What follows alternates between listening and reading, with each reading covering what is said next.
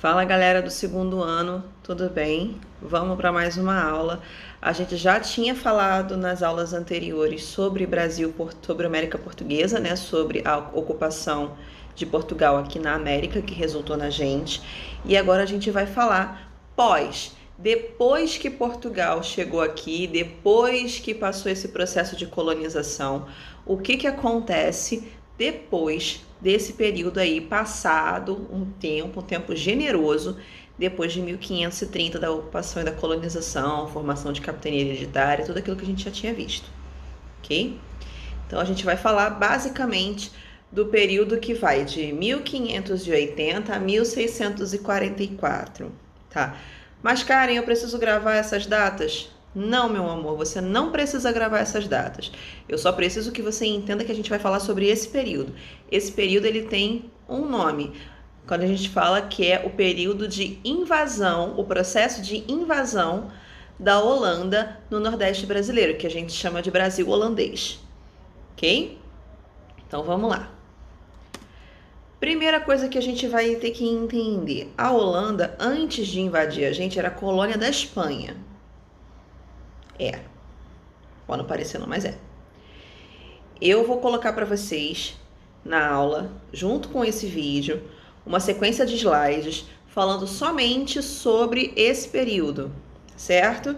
E aí você vai poder ver esse vídeo, baixa os slides e você vai acompanhando, porque eu tô acompanhando os slides junto com vocês enquanto eu faço esse vídeo, aí fica mais fácil. Qualquer dúvida eu vou botar na descrição do vídeo o meu e-mail, você pode me mandar um e-mail na hora que você quiser. Só não esquece de se identificar para eu poder saber de onde você é, certo? Então, vamos lá. Primeira coisa que vai acontecer. Nessa época, a gente vai deixar de lado um pouquinho, no primeiro momento, a Holanda, tá? Ela vai ficar um pouquinho quietinha lá no cantinho dela. Por quê? Porque ela é colônia, ela ainda não é uma nação, ainda não é um reino que tem poder suficiente para invadir o território português aqui na América. Então, a gente vai deixá-lo no cantinho guardadinho de presente, tá? Então, vamos lá. Primeira coisa, eu tenho primeiro o rei da Espanha e tenho o rei de Portugal. O rei de Portugal, na época, era um camarada chamado Dom Sebastião. Dom Sebastião era um cara que ele gostava muito de conquistar, ele gostava muito de empreitadas, ele gostava de formar exércitos e, de acordo com a filosofia da época, levar o cristianismo para os lugares onde o paganismo e as heresias imperavam. Qual é o problema? Houve uma batalha no norte da África, tá? Que a gente chama de Batalha de Alsácer-Quibir, e nessa batalha, Dom Sebastião foi dado como morto. Como assim, cara? Ele foi dado como morto? O cara sumiu, não acharam o corpo. Eu não sei onde tá. Ninguém viu onde foi parar. Só posso assumir que ele tá morto, porque ter para onde voltar e ter motivos para estar vivo ele tem. Afinal de contas, ele é o rei de Portugal. Então, assim, Portugal não tá tão falido a ponto de eu precisar dar um chá de sumiço na minha pessoa para poder justificar esse desaparecimento. Então, até segunda ordem, Dom Sebastião I foi dado como morto na Batalha de Alsácer-Quibir, no norte da África. Qual foi o problema disso? Ele não tinha herdeiros. O cara era casado, mas ele não tinha filhos legítimos. Ele não tinha nenhum filho dele com a mulher dele. E aí qual é o problema? O cara morreu. Quem é o próximo sucessor ao trono? Quem vai assumir, né, o trono português no lugar de Sebastião I, se ele não tem nenhum herdeiro que possa assumir a coroa? Não tinha filho nenhum, nem homem nem mulher, nada. Bom? Então, vamos lá. O que vai acontecer? Não tinham descendentes, estou no slide 3, tá? Quem vai assumir a coroa portuguesa, né, foi um cardeal, ou seja, um membro da igreja. Provavelmente devia ser um tio dele, sei lá, um sobrinho neto, enfim, alguém longe, um parente distante. E aí, esse cardeal, Dom Henrique, ele vai assumir o trono português. Só que qual é o problema? Logo depois o cara morre. E morre também sem deixar herdeiros. Por quê? Primeiro, ele já era uma pessoa de idade, ele era uma pessoa mais velha do que Dom Sebastião. Segunda coisa, ele era um bispo, perdão, ele era um cardeal da Igreja Católica. Os cardeais, eles faziam voto de celibato, então eles não eram nem casados nem possuíam filhos. E aí, meu amor, a gente segue para o mesmo problema. A gente só trocou 6 por meia dúzia. Dom Sebastião morre na Batalha de Alsácer-Quibir, Dom Henrique morreu em casa, mas morreu sem deixar filhos. E aí a gente volta para o mesmo problema, para a mesma ciranda de quem é que vai governar Portugal. E aí vários candidatos, o primo do primo do primo do primo do primo do primo do primo do primo do primo do primo aparece. Enfim, aqueles primos de 15º grau, ou então aqueles parentes que você não sabe de dar o nome, que raio de troço é aquele, aí você vai lá e falar que é primo. Apareceu de um tudo para Portugal, dizendo que era parente do cardeal, que era parente de Dom Sebastião, dizendo que tinha direito à coroa. Eu tenho 5% do sangue da família, por exemplo. Tá bom? Isso aí vai gerar o bafafá, né? Porque eu preciso resolver isso para ontem. E eu tenho que achar esse camarada para poder ocupar o trono português. Vou passar para o slide de número 4. Quem é que vai aparecer nesse cenário aí com um pequeno, grande, muito grande diferencial? Filipe II. Filipe II, ele era um parente distante do cardeal. Achamos o parente distante. Só que, Houston, temos um problema. Felipe II já era rei. Filipe II era rei da Espanha. E aí qual era o problema? Ele não pode ser rei das duas coisas, mas ele era o parente mais próximo. E aí estavam falando para ele, amigo, você pode escolher aí, tu fica rei de Portugal, tu fica rei da Espanha, o que vai acontecer, tal e coisa e tal. Mas Dom Felipe não quis abrir mole. Ele falou, se eu sou o parente mais próximo, eu sou o rei de Portugal. E eu continuo sendo o rei da Espanha, enfim. E aí ele vai, né, através da força, através de uma ocupação militar, ele vai pegar o exército espanhol, vai enviar em direção a Portugal e vai unificar o governo, tá? E aí vai formar o que a gente conhece como União Ibérica. Por que chama de União Ibérica? Porque é a junção de 2 reinos que estão localizados na Península Ibérica. Olha que genial, né? Então, é só muito criativo, só que não. E eles vão juntar aí Portugal e Espanha sob o domínio de Filipe II. Tanto que Filipe II fica conhecido como Filipe II, rei da Espanha, mas quando ele se refere a Filipe, rei de Portugal, ele é visto como Filipe I. Bom? É só tirar um palitinho quando você for falar dele como rei de Portugal, certo? Então, vamos lá, vou passar aqui. Nesse slide de número 4, tem um retratinho do cara. Pessoazinha mal encarada, tá aqui. Então, no slide de número 5, eu tenho aí como aconteceu essa formação da União Ibérica e o território que era dominado por Felipe II. Na Espanha, Felipe I em Portugal. Eu vou chamar o cara de Filipe II, porque é assim que ele era conhecido pelo Império Espanhol.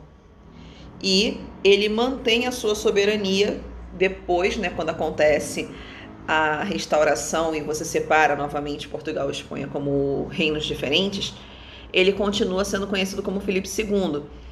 Então, eu vou manter ele chamando de Filipe II, senão vai ficar muito confuso, ficar toda hora falando primeiro, segundo, vai chegar uma hora que você não vai saber mais de quem eu tô falando, tá? Então, vamos lá. Nesse slide de número 5 aí, eu tenho a formação da União Ibérica e o que está pintado de amarelo são domínios, tanto portugueses quanto espanhóis. São os domínios de Filipe II. Bom? Ou seja, coisa pra cacete. E olha que a América nem tá aqui, tá? Só a Europa e Norte da África. Na próxima aqui, no próximo slide de número 6, tem o estandarte da monarquia de Habsburgo. A monarquia de Habsburgo é a família de Filipe II, tá? E aí eu tenho os símbolos. Cada símbolo desse tem um significado. Tem a Casa da Áustria, o Condado de Flandres, a coroa de Castela e Leão, né, que foi a junção. É por isso que na Espanha se fala 2 idiomas, o espanhol e o castelhano, depende da região onde você for, tá? Porque o Reino da Espanha é a junção dos reinos da Espanha, dos reinos de Leão e de Castela. Bom? Então vamos lá. Isso aqui é só para você tirar a tua curiosidade. Um monte de informação, 50 mil quilos de poluição visual, mas eu não vou cobrar, é só para a gente fofocar um pouquinho.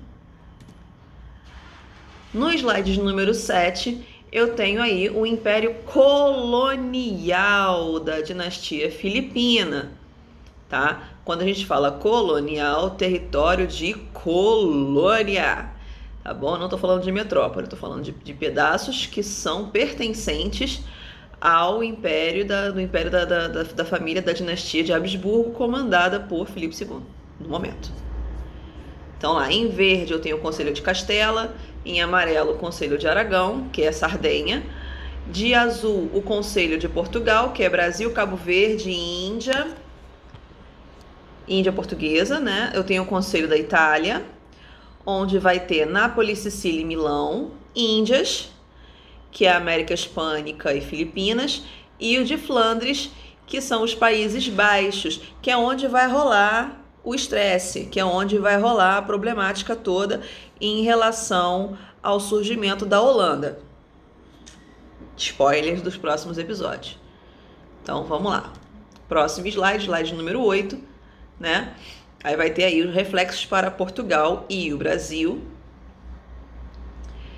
O que vai acontecer? Eu vou ter aí, coloquei para vocês. Apesar de manter as leis e uma autonomia administrativa, Portugal passou a ser governado por um vice-rei, sediado em Lisboa e indicado pelo rei espanhol. Filipe II, ele vai mandar, né, o cardeal Alberto da Áustria, como o vice-rei dele dentro do território português. Ou seja, lá em Lisboa não vai ter um rei, vai ter um vice-rei, como aqui no Brasil tinha o governador-geral. O governador-geral mandava as informações para o rei e ele respondia diretamente ao rei. O vice-rei lá vai fazer a mesma coisa. Por que chama de vice-rei? Porque Portugal não é colônia. Se fosse colônia, seria um governador-geral.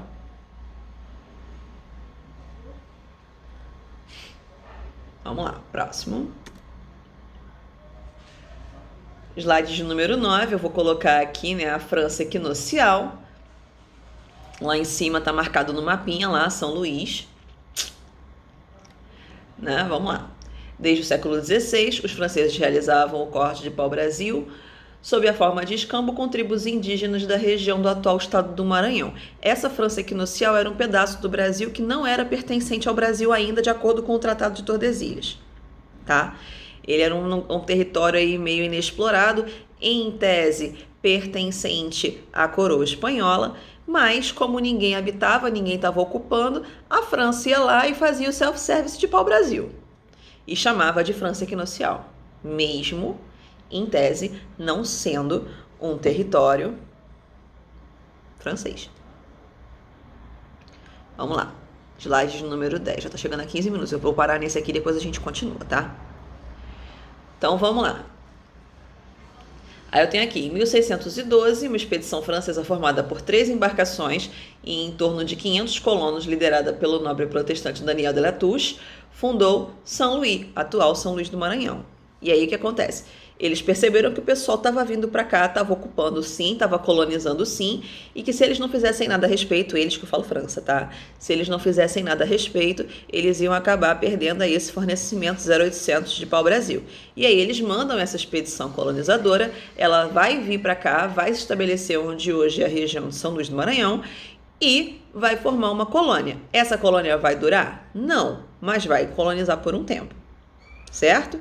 Então, pausa aí, dá uma respirada, dá uma lida com calma nesse slide, tá com alguma dúvida, anota para você poder tirar dúvida comigo depois lá no mural, beleza? Então até daqui a pouco a gente se fala mais um pouquinho.